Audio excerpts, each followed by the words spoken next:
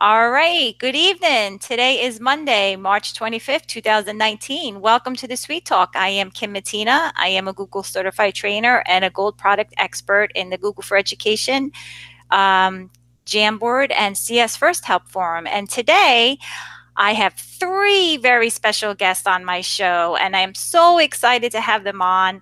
I have Kassandra or Cassie Drey, who is an instructional technology coach. I have Emily Bruns. Bruns, sorry. She is a high school social studies teacher. And Ashley Stout, she is a seventh grade science teacher. And these girls are from the Mason City Community School District Yep. in Iowa, right?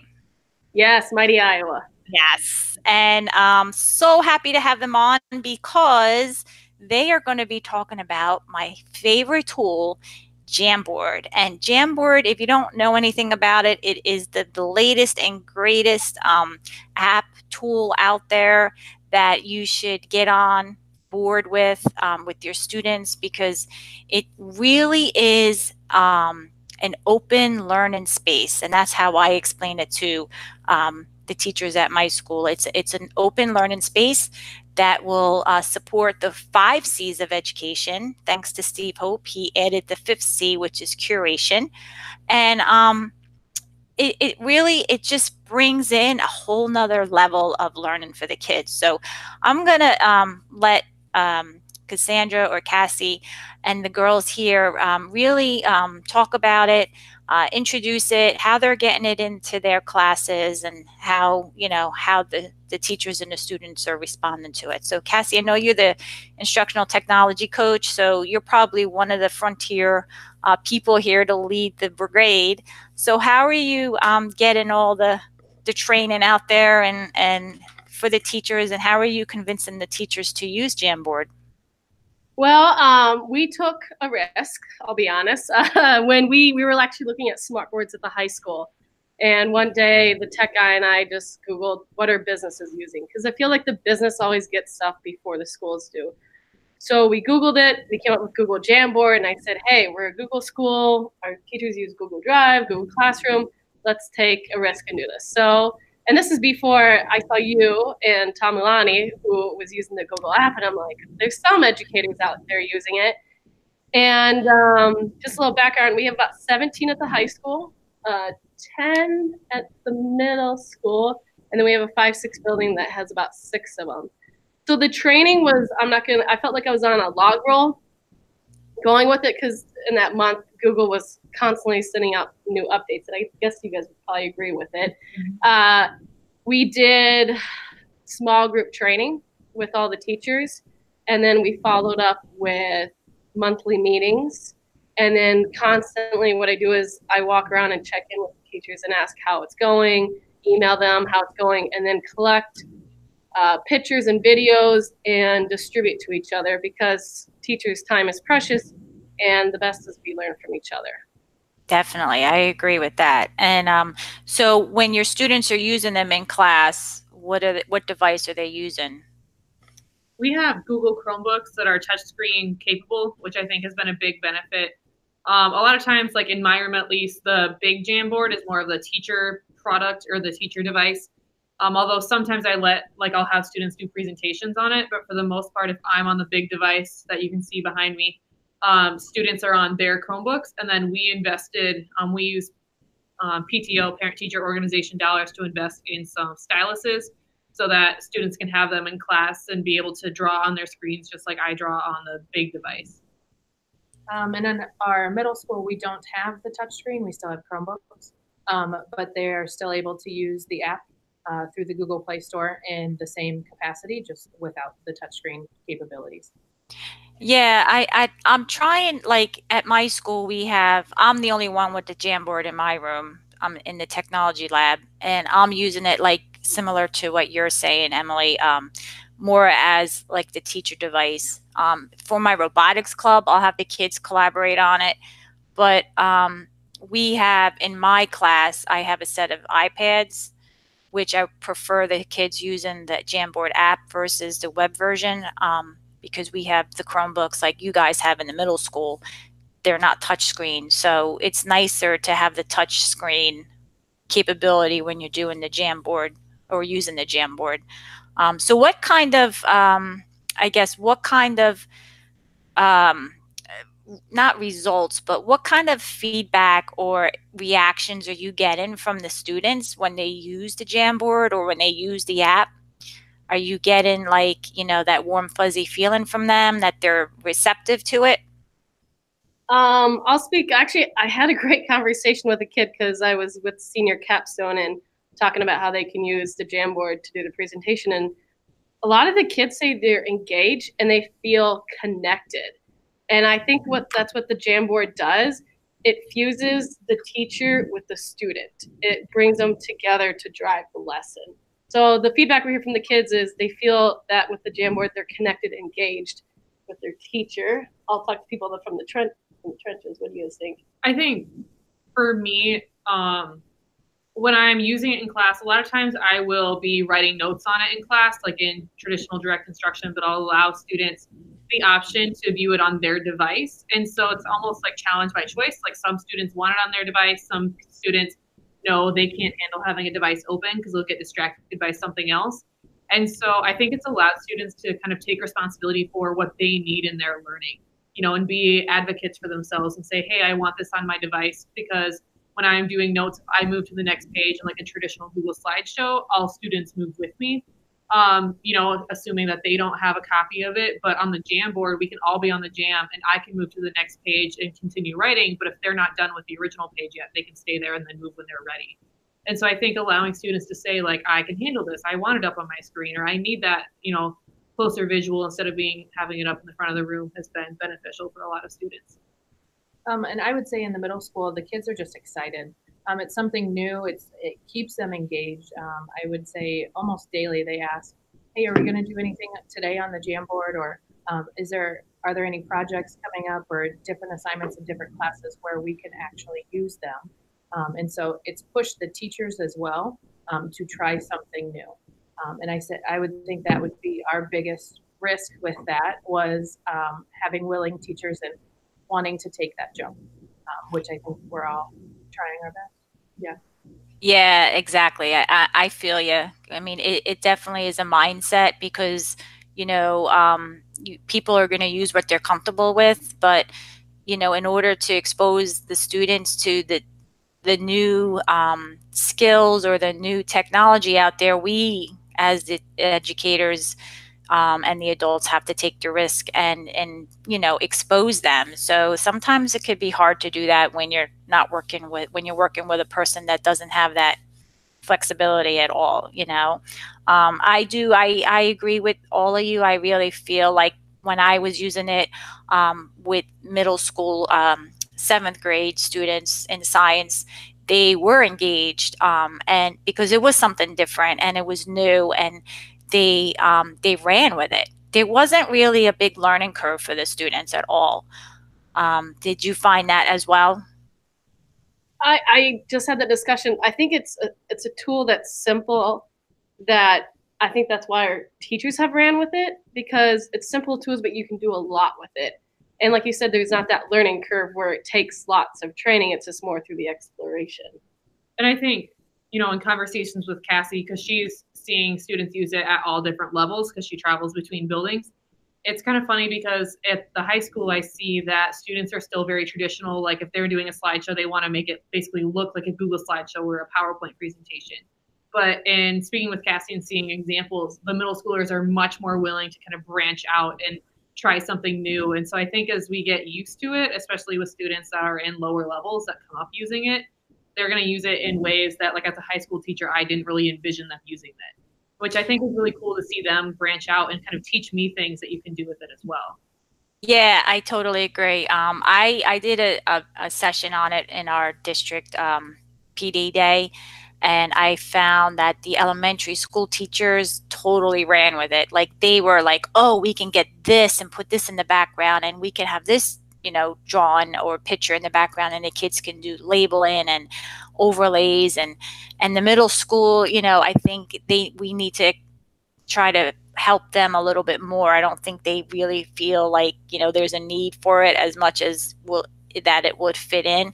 But I do agree. I think, you know, there's a need for everybody, right? And everyone's going to use the board differently. So that's why it's nice to have a variety of people like on the panel tonight and in your school, Cassie, because you see, you know, going through all the schools, you see that need throughout all of the levels. And so it's nice to get that, the variety.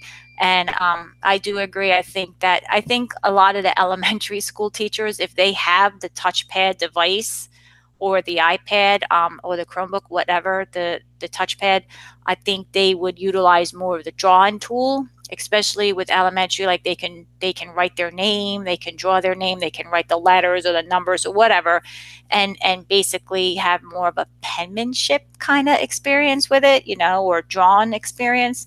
But I do agree with that a lot. I really feel that, you know, everyone has a different need for it. But I think what we missed was I think we need to go back and how would you define what Jamboard is? Like I know there's a lot of people still don't really know what it is. And I really tell people it's a giant blank space that you can use to curate resources for research, communication, collaboration. It supports critical thinking. Instead of always using a Google Doc or a Google Slide, it's just another app that you can use to complete your work. So like, and it's available via the web and the app. And what you have behind you is the kiosk board. And what most people don't realize is that you don't need the kiosk board to use Jamboard. Jamboard is a free app that you can download at the Apple Play Store or the Google Play Store, and it's available at jamboard.google.com.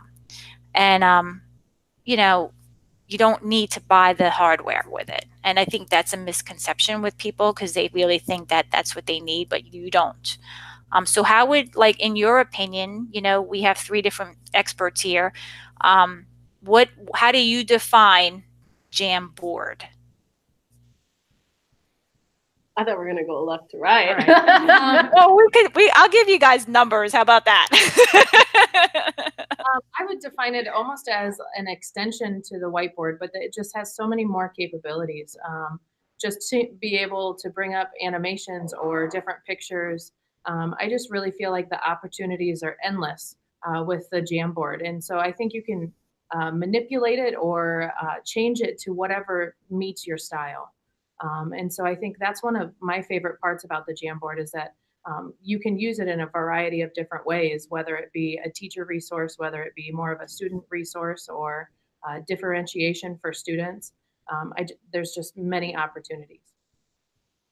Yeah, I would say kind of along the same lines, it's an interactive whiteboard for me. I do a ton of direct instruction. I teach an AP class, so it's a lot of just like powering through material to make sure we get through everything. But I love that I can be up at the Jamboard and the student asks a question, and instead of going back to my desk, you know, freezing the screen so they don't lose what they're working on, and then looking the thing up and then showing it once I found the perfect, you know, example, I can do that all from the Jamboard.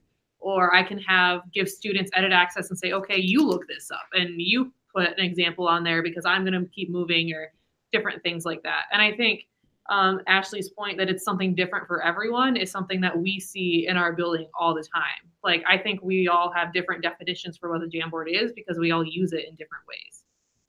And I agree. I really can't put a definition on it. I think as we move into next year, and the nice thing about Google is they're listening to us consumers.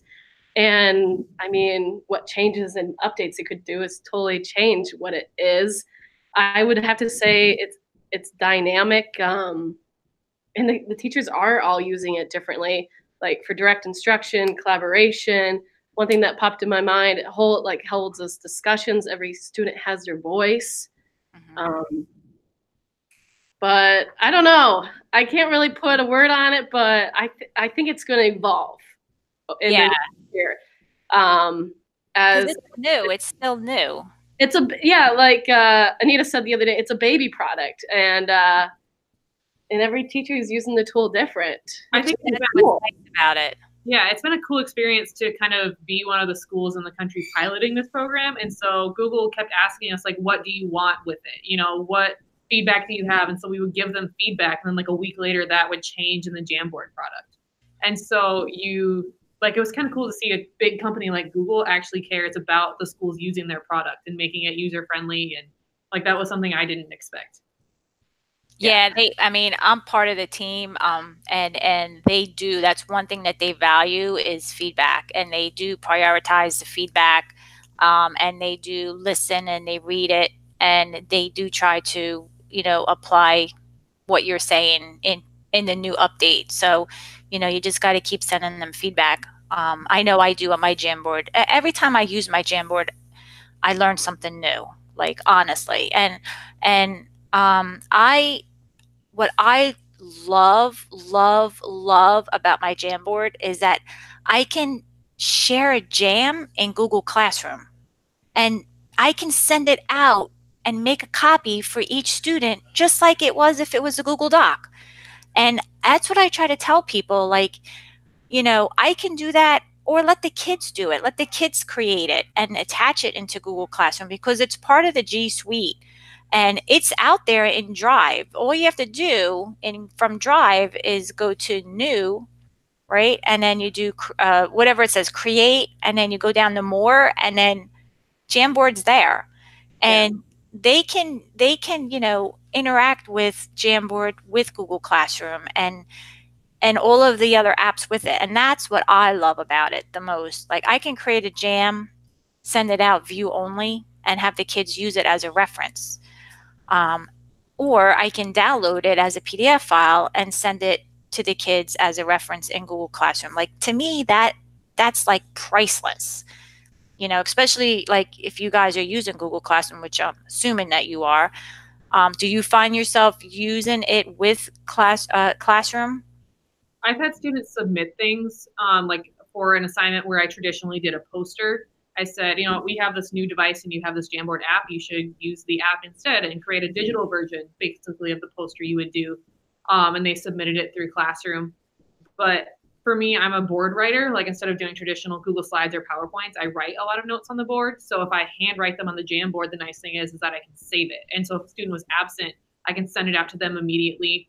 A lot of times, I'll have students ask for notes. And I'm like, well, I don't really remember exactly what I wrote on the board. I can get you the rough gist, but teaching is dynamic. And so if I write examples or different things, that might change between class to class, or I don't remember exactly what I said, but on the Jamboard, it all saves.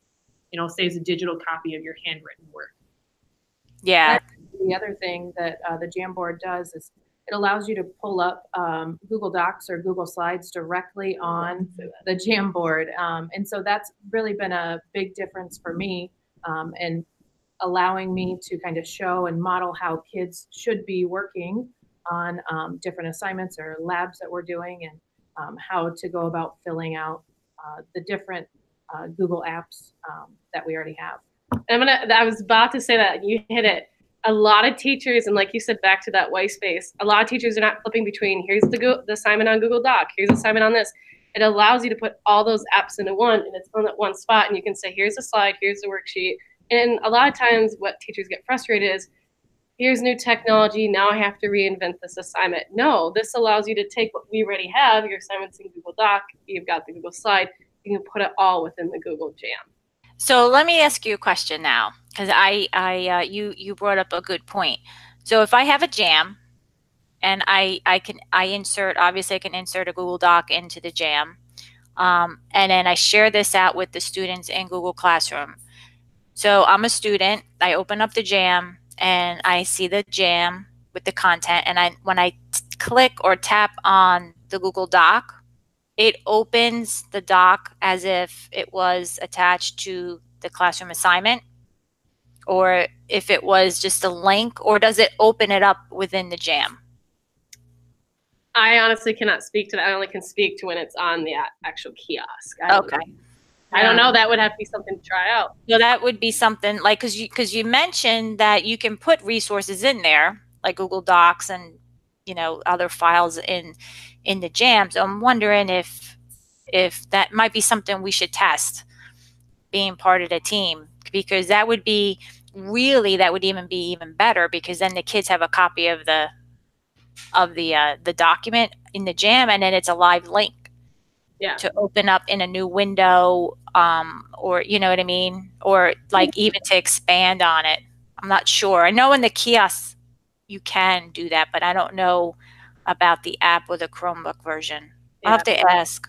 We'll have to find out, because that would be really that would be helpful, I think, because then you can again like curate, right, all of your resources into a Jam and link, and even if you put the Google Doc in there and link it so it could open up a new window, that would be cool. Yeah, I don't think it has that hopefully capability yet, but I don't think you can do that. But that would be phenomenal. Though. I've never tried to do like give a link in a Jam, you know, where a student could click on a link and open something new up. But if you're inserting the Google Doc into the Jam, I mean, it's just like the visual of the doc. Like then you can write on it or things like that, but it won't allow you to like type in the original doc when it's on the Jam. Because I know on the Jamboard, the kiosk, it opened, like if you tap it twice or whatever, it opens up and you can page through the Google Doc if it's like a multiple pages. But if you're on a Chromebook or the iPad as a student, I wonder if they have that capability. Let's try it out. Yeah, try it. I don't know. I'm just curious because you brought up a good point, and it just made me think like if the students had that capability of that being able to access that Google Doc, if you put the file in there, you know, I don't know, but we'll have to test it. We'll have to tweet it out tomorrow. Right? Exactly. But I know, like on the kiosk, you can go page through. Like if you have a 5-page document on the kiosk, you can page through it and you can see the content, but I'm not sure about it on the app or the web version. But anyway, we'll have to test it. But yeah, and you know what, like to bring back what you're saying, Emily, I find myself writing notes. Like I find myself taking my presentation files that I do for my lessons, like my learning goal and my do now, and I'm putting it on my Jam. So now, like, I feel like I'm transferring my information from my presentation onto my Jam, and I'm able to retrieve it and save it and then share it out with the kids, like you were saying, you know. I find myself doing that now, like slowly starting to convert things over into Jamboard files, then getting rid of my main presentation that has, you know, a lot of files, a lot of slides in it that pertain to like my learning goals on different topics.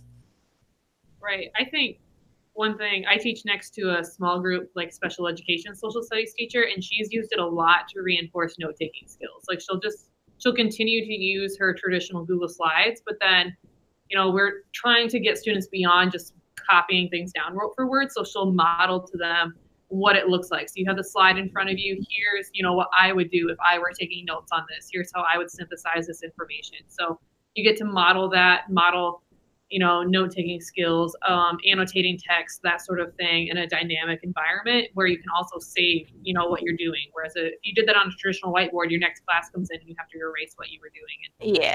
And yeah, definitely. I agree, you know, and it's funny because I'm the only one at my school that has the Jamboard in my district. And when I was showing the tech department, the gentleman in the tech department about it, he was totally blown away. And he's like, this is better than a whiteboard, better than a smartboard. I said, yeah, because you can collaborate on it and save files and put it in Google Classroom, and it lives in Google Drive, and it's there. Like, you know, you don't have to reinvent the wheel here. You know, I remember back in the day when we used whiteboards with the smart notebook application, and you know, it was just clunky for me. There was a learning curve, and you know, things weren't as smooth as they are now. But you're going back how many years too? Things evolved and got better over time. But this to me it's just, I don't know, it's just priceless. Like I just love it.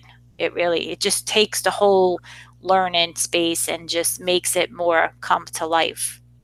And with the classroom discussions, and you kind of noticed, you talked about it, is you kind of get to, it has a classroom management piece to it, because when you have kids doing group work, you're able to click up at the frames and see the progress of how the groups are going, rather than you walking around and awkwardly standing behind them and asking them, how you doing? And the kid turns around, we're great, but they're really not great, where you can vividly see their progress with them on it. Right, like you can see live additions. So at the top of the board, if I have 6 pages and every group is on a page, I can just pull that down, and on the little like thumbnails of what the pages are, it will tell you who's on that page, and then you can see their live changes to that. So there's been times when I'm like, hey, group 4, your page is blank and we have 5 minutes left. Like, what are you doing? And it's just, I can do that either from my computer. So if I'm at my desk working on something, I can just check in on them really easily. Or if I'm at the front of the room, I can keep, I can use the kiosk and work through it that way. Yeah, I agree. Do you, and like I said, like I haven't used it that way, but that's a good point. Like you can check progress and monitor, what the students are doing throughout the class. If you have it set up that way, I'm assuming you're using Google Classroom at that point, right? No, I would just give like edit access through the Jam, and like I usually use the Jam code, so students open up the app or the web version and they put in the code, and if I give them edit access, they can go through the Jam just as I'm editing it. So I usually do that like in the front of the room, because this is brand new products. I'm usually not organized enough to have it like distributed through Google Classroom and stuff before I start. It's kind of on the fly, but I'll just put up the code and say, okay, everybody has the code, go in and you can open this up, and then I'll usually assign them, like I'll say, okay, group 1, I'll write group 1 on their page that they're working on. Okay. So you create the Jam and then you share the code with them and then they have access to it. Okay. Basically like you're doing it on the fly, like you said. Yeah. Okay. All right. Yeah, that's a good idea. I've used it, what I've done, and I've used it, not as extensive as you guys, but I created a template in the Jam, using the kiosk, and the kids had to do research on fish, and I created a template with the directions on the first 2 slides, and then I used a Post-it note to like label what I wanted, like facts and the name of the fish and the picture, and I've added I inserted the slides or the frames into the Jam, and then I created the template that way, and then I created an assignment in Google Classroom and made a copy for each student, and then each student had their own version of the template, and that's what I did. But I didn't do it on the fly. I prepared for it. That's why I did it that way. But I can totally see you doing that on the board, share the code, boom, and then the kids have instant access to it. So it's just, it's good to have this conversation, because it gives, it keeps me thinking of ways you can use it. And, it's nice to share ideas, because like you said before, we all use it different way. Yeah. Yeah. And it's great to monitor discussion. We had one of the social studies teachers who was talking about politics, and he said they gave every student a voice. No one jumped on each other's throats. And he did the same thing. He opened it up. They all contributed to it, shut it off. So, I mean, it's great to have those discussions and everyone is heard and no one they're off. Yeah. I mean, so are you, you're, middle school through high school. So I'm assuming that, kids may follow some type of good digital citizenship skill. Yeah. I'm assuming, I'm hoping. Yeah, they do. I mean, one of the scary things is when I went around and told the teachers, you should open up and have discussions. They're like, oh my gosh, what are they going to post? But really, we haven't had, we just had that frank talk. Like, this is a tool to help us in our education and help you guys. And I think maybe 1 or 2, but we just took the computer away from that kid and then they, like, a lot of them learned their lesson. But other than that, we haven't really had any kids that were disruptive to it.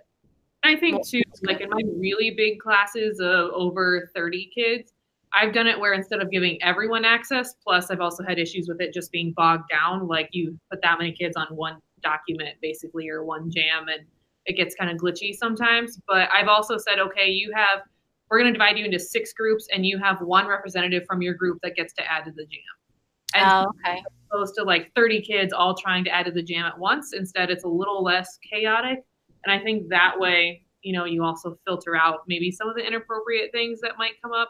But I really haven't had many issues. Aside from students like just wanting to scribble on it or things like that. Like that's the biggest thing. The first time you turn them loose with like a stylus and the Jamboard app, they just go crazy and start drawing everywhere.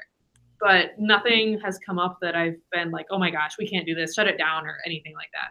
I think they accept it, which is cool. Yeah, they ask for it. And so the more that we use it within our classrooms, the better that they get at it, and really the better communicators that we're building in our classroom, which is what we're trying to do. Yeah, I agree. And then with all of that, I think the hardest thing is to get teachers on board with it too. Because the kids are going to adapt very easily to it. You know, they take the tech and they run, but we have to try to, like, you know, do a better job with changing the mindset of educators so that they can take the risk. And sometimes, you know, people just are, you know, they're reluctant to do that. So, you know, take the risk, guys. Nothing's going to happen. You know, if something breaks or it gets bogged down, you just, what do we do? Restart. Or you go to plan B. You know, it's not the end of the world, but you know, it's giving yourself another option to present the information to the kids that may they may find it engaging. Like I said, definitely. Do you guys feel like it supports the 4 C's and then plus the 5th C, which Steve Hope said, the curation piece? You know, do you feel that it supports that? Yeah, I think it's definitely changed the way I teach in my classroom. Like, I still do what I usually do and what I'm comfortable with, which is like I love direct instruction and I love kind of being a storyteller in the front of the room. But it also has made me more dynamic. It's kind of almost streamlined my teaching and allowed me to like stay at the front of the room and look things up. And, you know, kind of like Cassie was talking about, I'll give edit access to answer a discussion question and then I'll go back to view only and we'll switch back and forth. And I think it's changed my classroom for the better and kept, you know, kids more engaged. Same with me. A lot of our lab materials now are all hands-on, and so we've done more lab notebook type things, but we're slowly making the transition to creating jams and having students describe or take pictures or add in different aspects directly into the jams. And so it's made me have to think harder about engaging the kids. And so it's changed my teaching for the better, and I'm really excited to see where else it's going to go from here on out. Yeah, I agree. Well, I'm so thankful that you guys took the time to be on the show today.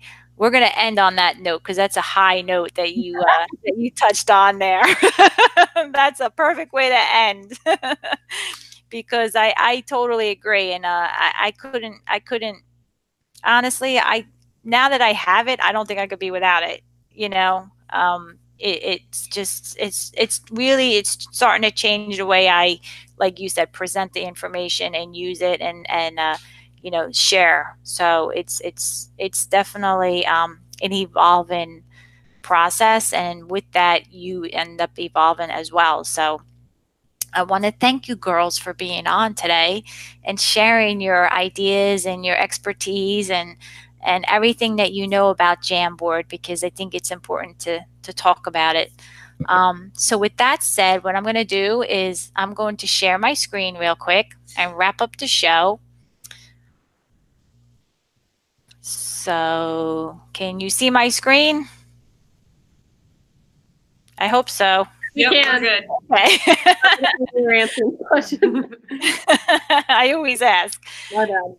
All right. So if you visit thesweettalk.com, that is SUITE talk.com. All right. Not SWEET. You can check out the latest episodes if you click on the episode page. This show notes and this link for this episode will appear here on the episode page. If you'd like to be a guest on my show, you can click on the guest page and you can fill out this guest form, and I will get back to you as soon as I can. subscribe. If you want to subscribe to the YouTube channel to stay up to date on my latest episode, you can do that. You can subscribe to the mailing list as well. And my show is also available as a podcast on Spotify, Podbean, Apple Podcasts, and Google Play Music. And the schedule is on the schedule page. If you would like to see who's going to be on, you can do that as well. So with that said, I'm going to go back to my girls. All right. And I really appreciate you being on. I really thank you so much. And I'm going to be, I mean, I'm following you girls on Twitter. I think, Cassie, you're going to be part of the Jamboard-a-thon. Yes, I'm excited.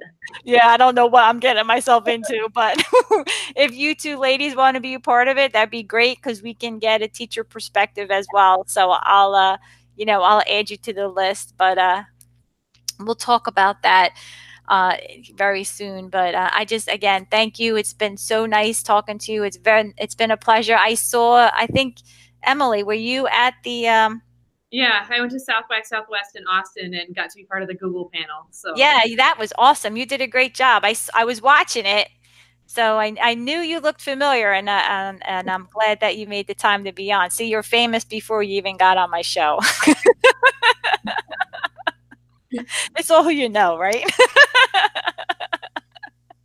All right, guys. Well, thanks for being on, and until next time, see you later. Bye. Thank you. Hold on.